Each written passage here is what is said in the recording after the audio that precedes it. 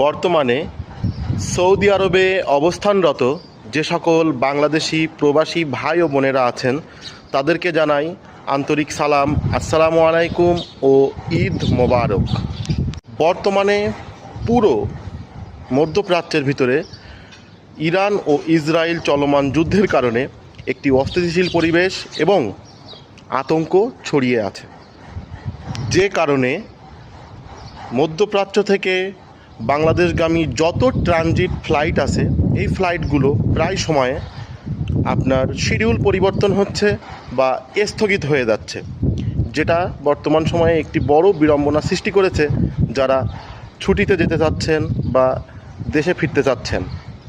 তো যে সকল ভাই ও বোনেরা ঈদ পরবর্তী সময়ে দেশে ছুটিতে যাওয়ার কথা চিন্তা করছেন তাদের উদ্দেশ্যে বলছি, আপনারা অবশ্যই রিয়াদ থেকে যে ফ্লাইটগুলো ডিরেক্ট ঢাকাগামী রয়েছে, যেমন Saudia airlines, US Bangla airlines ও বিমান বাংলাদেশ এয়ারলাইন্স, এই এয়ারলাইন্সগুলোতে টিকিট বুকিং করার চেষ্টা করবেন।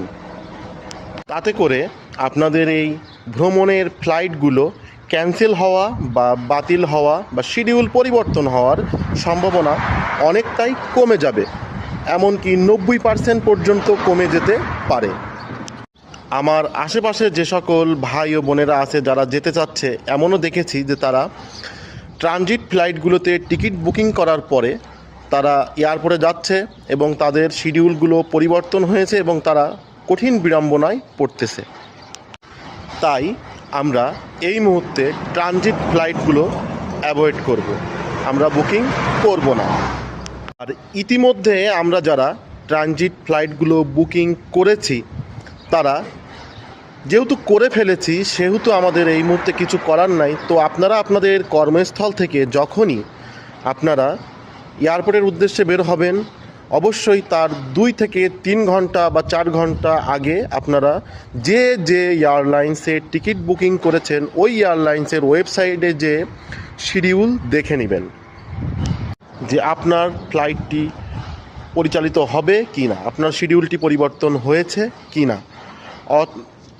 আর আমাদের মধ্যে যারা একান্তই অনলাইনে এই এয়ারলাইন্সের ওয়েবসাইটে ঢুকে নিজেদের শিডিউল চেক করতে পারি না বা পারছি না, আমরা যে মক্তব থেকে টিকিট বুকিং নিয়েছি ওই মক্তব থেকে অবশ্যই এই টিকিটগুলো চেক করে নেব যে আমাদের শিডিউল সঠিকভাবে চলছে কি না।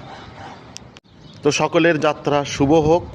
আল্লাহ তাআলা আমাদেরকে, আমরা যে যেখানে আছি সেখান থেকেই আমাদেরকে